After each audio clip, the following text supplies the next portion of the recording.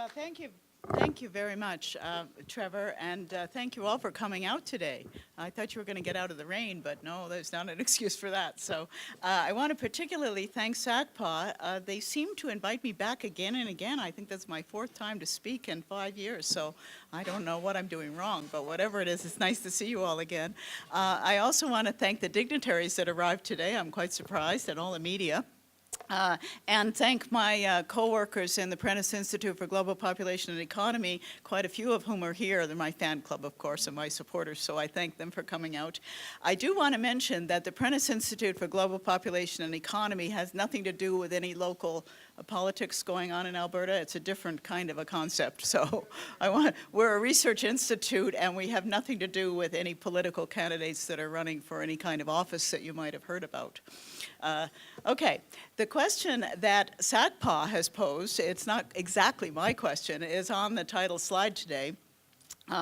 And so I want to start there, but I will tell you that the study I'm going to report on is a collaborative study, and it was not specifically focused on temporary foreign workers, and in particular, it's not focused on regions or localities with respect to temporary foreign workers. It's a bigger study that looks at issues related to labor and skills shortages in Canada going forward and at present, whether we have them or whether we don't. Now let me just tell you, I led this study from the University of Lethbridge, and I'll tell you a funny part about that in a moment, but it was collaborative with people at the University of Alberta, Bonnie Watt-Malcolm, who's an expert on skills development in secondary and post-secondary schools, and Lloyd Wong at the University of Calgary, who's an expert on immigration.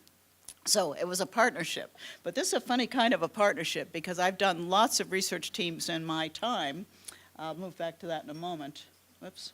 No, it's not here, sorry. I've done lots of research partnerships in my time, and the way we usually form teams is people that you know who will be good, you put them on a team, you get a grant, you move forward. In this case, we were more like an Olympic hockey team than a curling team.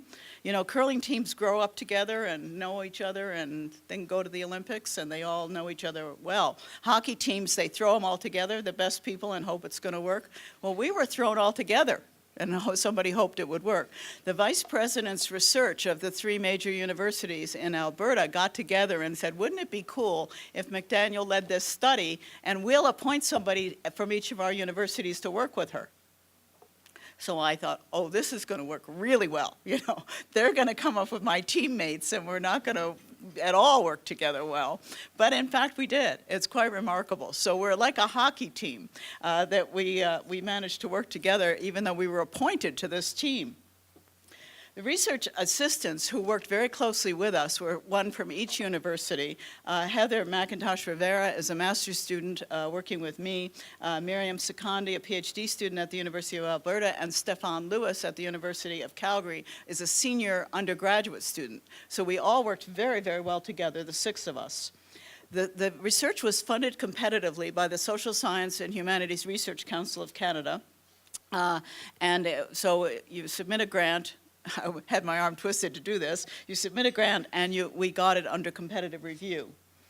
The knowledge synthesis project worked like this. We focused on the 3 areas: demographic change over time, in which I'm a bit of an expert, skills development, which Bonnie Watt-Malcolm is an expert, and immigration, which Lloyd Wong is an expert. And the project objective, and this is a very different kind of research, it's not original research. The project objective is to look at the best available published research, and that means reports, review articles, research articles that have been published and peer-reviewed, the best available research. So we're not looking at opinions. We're looking at the best available research to see what it tells us from 2000 to the end of 2013 about whether there are skill shortages, whether there are labor shortages at present in Canada, and whether there will be going forward. What's our best projection? So that's what we did. It's not original research, it's a synthesis of available knowledge. But at the same time, that hadn't been done before. Much to my surprise, it hadn't been done before. So we wanted to look at the role of immigration, the role of birth rates, education. So we're looking at all of this in terms of looking at labor supply and demand. Oh, here's my slide on being a hockey team, a curling team. It was like hidden here. I have to get that in because that's kind of funny that we were a hockey team. I can't play hockey. So what we keep in mind is two things, and this is really important in the current controversy. Ours is a national study. We do not look at regions. We did not look at specific occupations. In fact, if you want to know the truth, nobody has. Studies of regions and local economies in terms of labor market and supply have not been done very often. Even in big economies, there's very limited knowledge about that. And with Statistics Canada cutbacks, it's very difficult to find data on local markets and local labor markets because the data wash out at that point. They're not to be trusted if you get to a local level. So we have a real big problem figuring out something about local and regional labor markets. The other thing I want to emphasize again and again is this is not original research. What we're doing is pulling together other people's research and saying, what are the trends, what do we find here? So it's very important to do, but it's not research that we did. Methodology, very simple, because everybody yawns when you mention methodology. Very simple is to search scholarly databases, and the 6 of us did this, 3 researchers and 3 research assistants, looking at peer-reviewed journal articles and reports. We looked at reports too, from think tanks, from other places, from 2000 to 2013. That was our framework. We wanted the most recent data we could get. Now this I like. We were caught in this contradiction because even while we were working on this study, and it wasn't in the contemporary climate of discussion about temporary foreign worker programs, we were caught in a contradiction. And I love this because this says the red button is true, the blue button is true, the red button is false. There's no solving this because it goes round and round and round. So I like this kind of image because that's what the contradiction we're caught in. So here's a couple of examples. The federal government has been saying for quite a long time and is pulling back on this now because of the evidence we found and others found, including the Parliamentary Budget Office, the Toronto Dominion Bank, the Conference Board of Canada. We're not alone in this. The federal government said for a long time we've got serious skill shortages, we got to do something. Not what, we don't know. But anyway, we got serious skill shortage, we got serious labor shortages going forward. And partly this was premised, which drives me crazy as a demographer, premised on the notion that all of the baby boomers are going to pop out of the workforce unexpectedly and create a vacuum. Well, why that drives me crazy, and you might think about this, the baby boom occurred over a 20-year period. So the youngest of the baby boomer right now, 46 years old, they're not popping out of any workforce. If they can find work, they're working, they're in their prime working age groups. And those who are 66 are working too, to a large degree, if their health is good, because either they can't afford to retire, or they have kids or grandkids living in their basement and they have to support them, or their skills are in such demand that the employers come and scoop them up and say, you can't leave, we need you. So all that's happening. Now, how does that work with a gender dimension? Because the gender dimension is really interesting, and I'll talk about it more in a moment. Women in that age group, from 46 to 66, let's imagine, are women who some are entering the workforce after they've taken what's called time off to have kids. Having kids and raising kids, not time off, but that's what it's called, which shows that the action is seen as when you're getting paid for it, which is totally crazy. Anybody who's had kids knows you're not taking time off. That's not what's going on there, but that's what it said. Anyway, they're going back in the workforce. And do they want to retire at 65? No, because they're just getting going. So they say to their husbands or their partners, I'm not leaving the workforce. And husband says, I don't want to sit at home alone when she's working. So neither one of them retire. So the gender dimension in this is quite interesting, how that works, how they both stay on longer than people expected a few years back. So the other side of this is the Toronto Dominion economics chief economist, the McQuillan paper at the School of Public Policy at the University of Calgary, and a recent US study by Teitelbaum. All of these things and others have said, no, there's not a labor shortages. There's not. That the hype about labor shortages, skill shortages is simply not real, not based on good data. So we've got this tension going on, which is always fun when you're doing research because you can jump right in the middle of it. So what is the key overall findings from our knowledge synthesis? We found no evidence, based on the best available research, we found no evidence of widespread labor shortages nationally. We did not look at specific occupations. We did not look at regions. We similarly found no national skills shortages, which is also very interesting. In fact, we found that there's an abundance of skills in the world, in Canada's labor market, some of which are not being utilized. That's called underemployment. You're overqualified for what you do. You have more skills than the labor market can absorb. So this question of skills shortages is kind of an interesting one. There are, however, some skills mismatch, and underemployment would be, or being overqualified for what you do would be one of those. There are also cyclical and regional and sectoral skills shortages. So that means that the economy does not move along evenly. We in Alberta sure know that boom and bust, which we've lived through our whole lives. This is the third time I've lived in Alberta, so I've seen boom and bust a lot. And regional, of course, because regions never grow at equal rates.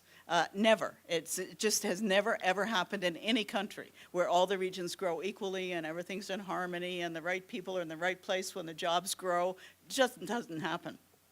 And sectoral. Sectors in the economy grow faster than others. Some grow by leaps and bounds at certain times and they slow down. And so that has always been the case. It's an example of how a dynamic economy works. So what is the demographic dimension of this study? Well, the baby boom I already mentioned, 20-year period, they're in their prime earning years, so the notion that all of them are popping out of the workforce demanding pensions or health care or something, simply not the case. It's just, it's not happening. Older workers are not retiring. There was talk a while back, in fact, I was part of a policy consultation on this, where the federal government wanted to say, what are we going to do? People want to retire at 55, we're going to have a labor shortage. Well then, without them doing anything, they did sweet nothing, no incentives, nothing, it turned around. Why did it turn around? Because people looked at their pension portfolios and they said, whoa, can't afford to retire, I'm not doing that. And they also had all these kids in the basement and all that kind of thing, which means the kids in the basement who are not working, what's called cellar dwellers in the vernacular, the cellar dwellers could be employed.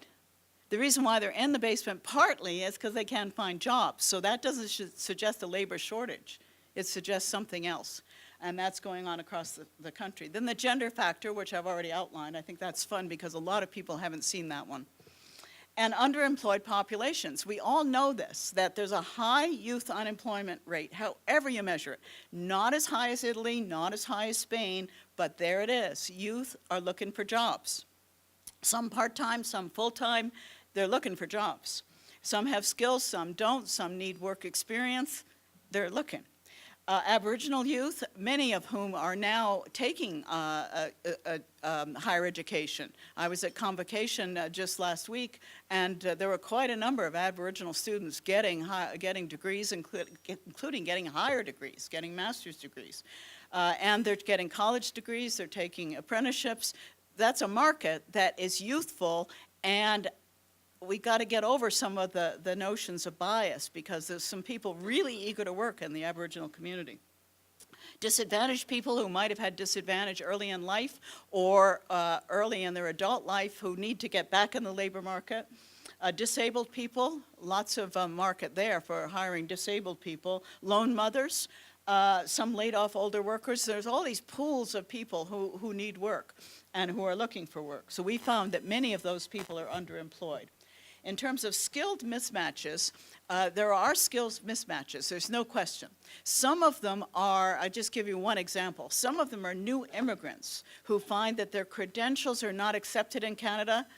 Imagine a doctor, a lawyer, a dentist, something, can't get credentialed in Canada because they have foreign credentials, so what do? They want low-paid work, so then they can say to a potential employer, I'm a good worker, I have experience in the Canadian labor market, and then they can wait and get their skills credentialed and move up.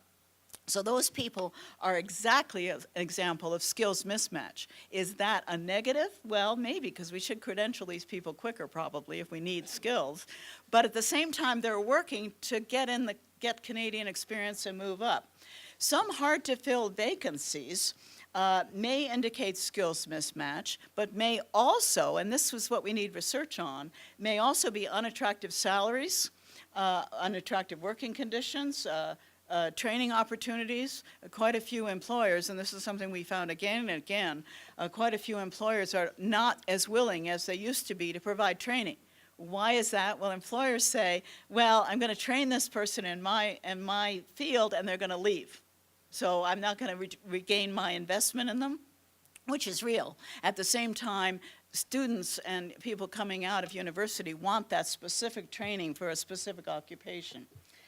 Skills mismatch, demand and supply, really hard to work through. Education and skills acquisition, we know very well, improves productivity, improves innovation. We want an innovation economy, and so we know how this works, and we know that that's extremely important. One thing that we found in this, but this is not news to anybody, that people are not getting on the bottom rung across the country, not getting on the bottom rung of finishing high school. And if you don't finish high school, you're not going to get the skills needed for a modern economy. So the notion of skills shortages, we could start with saying, what is going on there? What is the problem that people are not finishing high school? We shouldn't have the dropout rate we do in 2014. There's something going on there that's not helping the people who are dropping out, but it's certainly not helping the economy. We also need supports for youth in making the transition from school at whatever level, any kind of level, into the job market. They simply are not educated well about what jobs exist and what they could do and how they make the transition. So that's an important gap that we identified. Apprenticeships, one way to advance training, but Bonnie Watt Malcolm, who is an expert on skills training, found that apprenticeships work in a kind of perverse way. That when the economy is bad, or there are fewer jobs, people sweep into trade programs, but when the economy perks up, they move right out of the apprenticeship program because they can get a job. So they don't finish the trades program. So what we have is a bunch of people who are uncredentialed in trades. And yet we say we need more of them, but we don't recognize that dynamic with trade apprenticeships. Immigration, huge issue. Clearly not meeting the needs of the Canadian economy. Why? Because we're not credentialing people. We say, we value you, we want you here because you have very important, valuable skills. They get here and they can't use the skills. Over and over and over. So if we have a skills shortage, that issue is certainly a big one. We're talking permanent immigrants here, not temporary foreign workers. So the literature on this respect falls into three categories, and some of this is being addressed quite well. Reform of the immigration point system, there's some movement on that front at last. Whether it's good or bad, I'm not saying, but it's movement. Broadening of immigration policy, it's happening a bit. Reform and improvement on foreign credentialing, not happening. Generally not happening. Not much movement over 2 decades. So that is an issue, and it's a big issue. If we want highly skilled people and we want to benefit from immigration, we've got to get around that somehow. So Canada's immigration, numerous difficulties in connecting immigrants with the labor market. We're not talking here temporary foreign workers. I'll talk about that in a minute. So temporary foreign workers, we don't have a lot to say about this, and again, it's national, not local, not regional. Temporary foreign workers currently, not as if the program was designed, but currently are supporting the Canadian economy largely, and this is a change over recent years, largely in low-paid service jobs.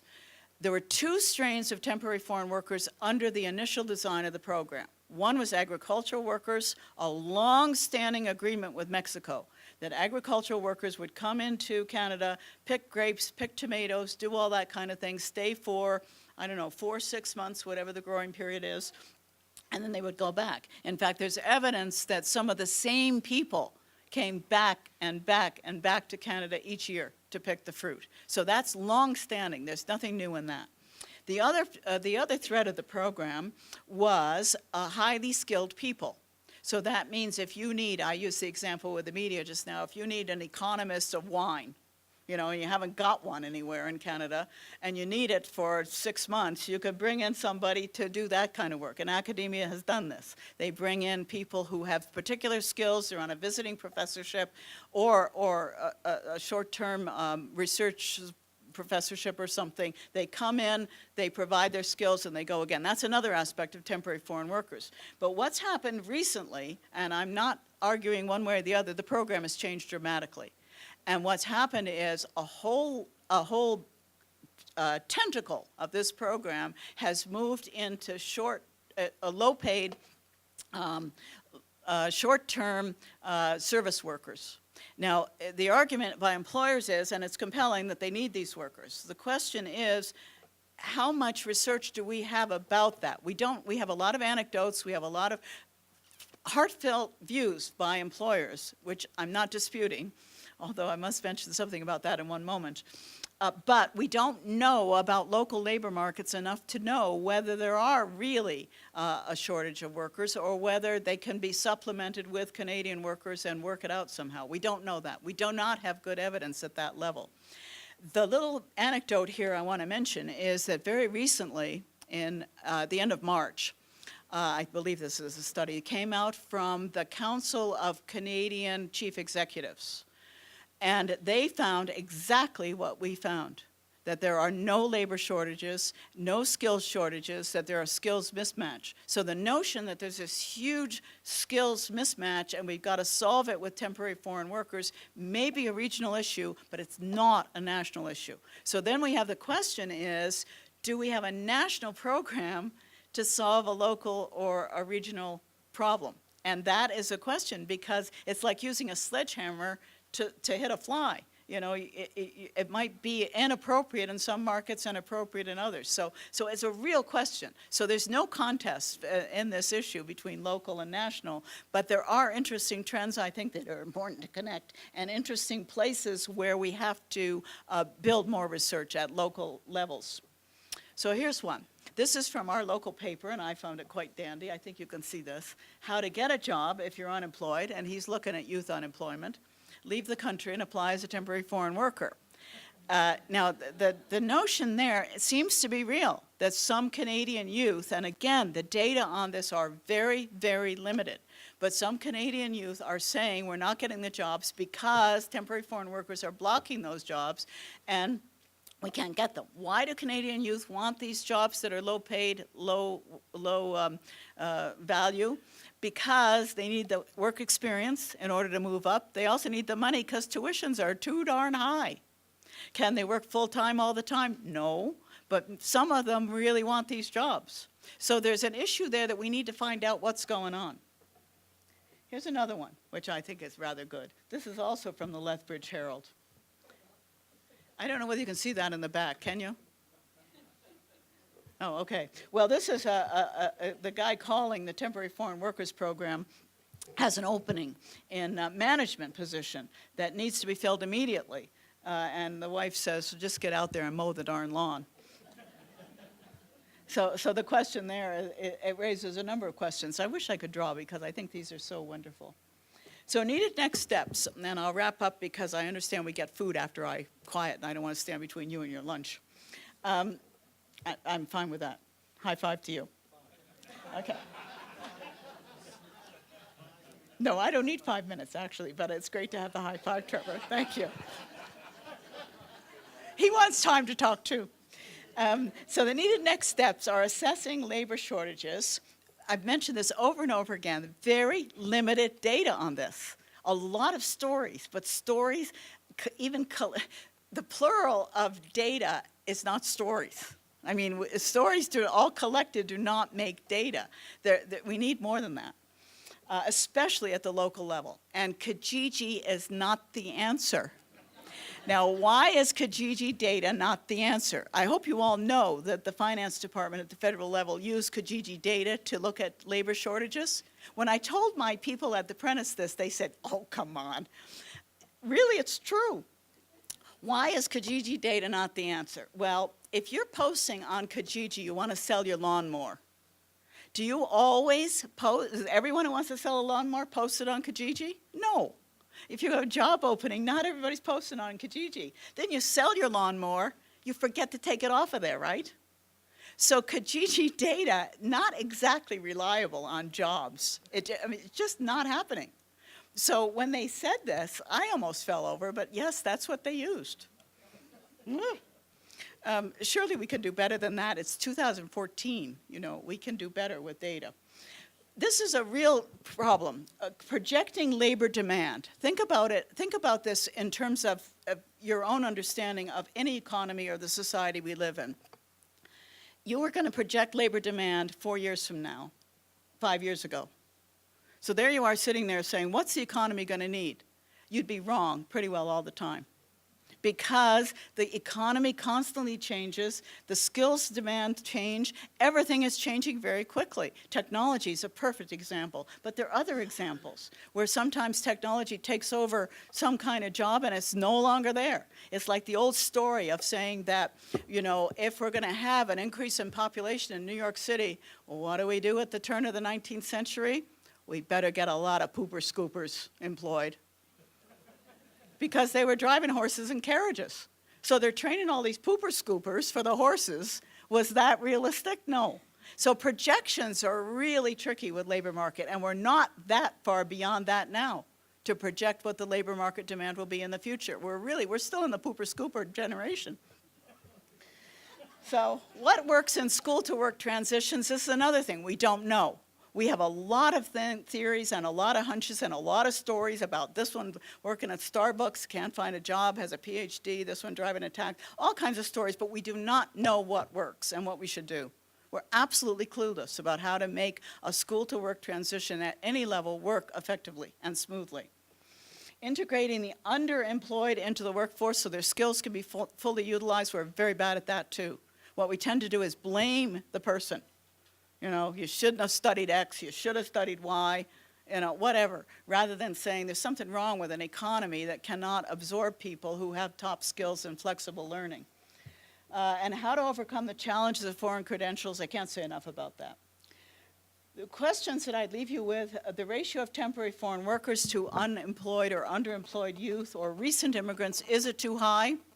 Again, we don't know. Do temporary foreign workers depress wages and opportunities for Canadians? Again, we do not know. Speculation, but we simply do not know. Does availability of temporary foreign workers affect job training, work experience opportunities? We don't know. Do temporary foreign workers create regional unemployment disparities? Again, we don't know. Suspicions, but we don't know.